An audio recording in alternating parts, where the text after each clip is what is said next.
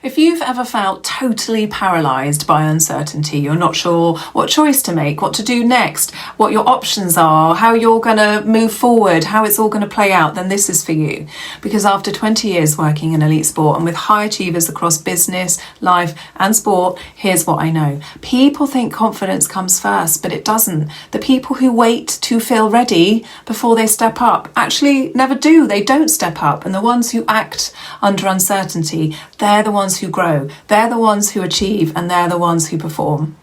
And what I'm going to tell you isn't just theory. I have seen it on the training ground, in the changing rooms, in the boardrooms. Confidence is the result of action. It is not the prerequisite. So I'm going to show you exactly how to take action when you don't feel confident, when you don't feel ready, and when you're uncomfortable doing it. These are the same tools I teach inside the Momentum Academy, but today you'll get the core framework. So let's start with comfort.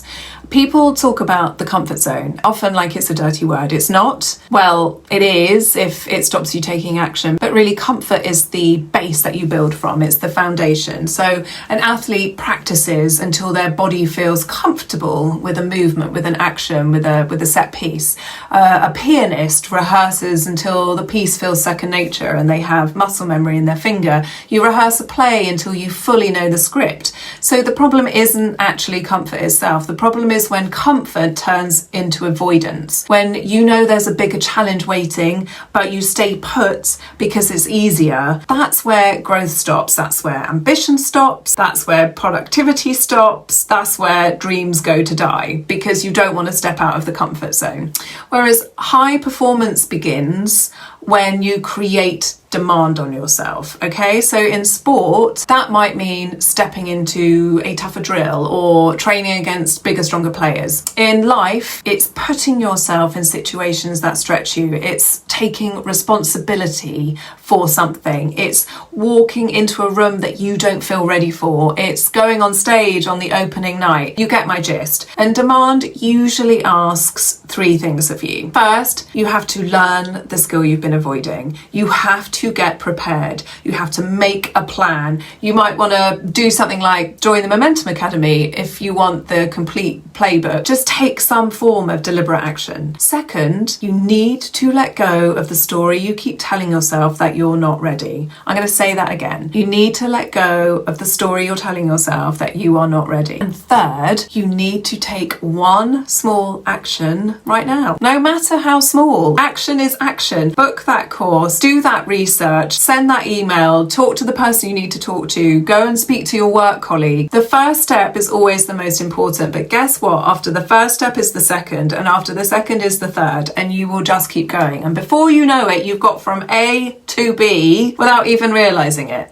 Next, you can try my 90-second pressure protocol. This is the protocol that I use to reset, and I teach this when it all feels too much. The pressure has got too much. In your bid to fulfill your goals and your dreams and your ambition, your pressure has just spiked and you start to feel that overwhelm, that sense that, you can't quite catch your breath. We've all been there. So this is what you do. First, name the uncertainty in one sentence. For example, I feel my boss won't take me seriously if I take this proposal to them. You need to know what it is. Second, ask yourself, who do I want to be for the next 10 minutes? That's it, just the next 10 minutes. Even if the outcome goes badly, even if your boss doesn't take you seriously, what will I still stand for? Do I want to be the person who takes risks, stands up for myself, backs what I believe in, or do I want to be the person who freezes? And third, take that one action. Take that one action in the next 90 seconds. Send that email, start the proposal, make the phone call, and finally reset.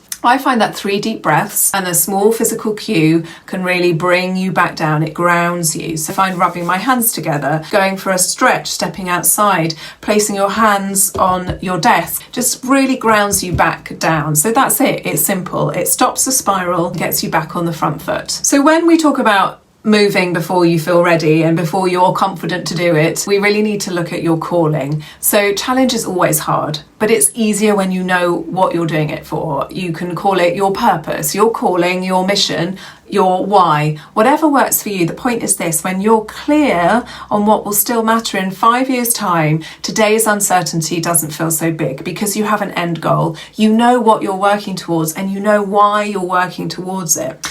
And when you're working towards something, we often talk about the struggle and the pain. So let's talk about struggle. In sports, struggle isn't failure, it's training. And it's the same in everyday life. Struggle is a season, it's not a life sentence. This too shall pass. Think of it like a hard match. It doesn't go on forever, but when it ends, you're still standing and you're ready to go again. Pain is just data. It's a signpost that shows you where to prepare, where to put the work in, what your next step needs to be. Think of it like a street light. Pain is the light that shows you which direction to take, how to avoid the oncoming car, how to keep moving safely towards your destination. And finally, the one that everyone forgets is joy. Joy is the thing most people forget to bring into the tough moments. Athletes find joy in the grind, in rituals, in music, even in a bit of pitchside banter, because joy is what makes pressure sustainable. So to sum all of this up, confidence is not step one. Action under uncertainty is step one. Get prepared, do the work, run my 90-second protocol when it feels too much.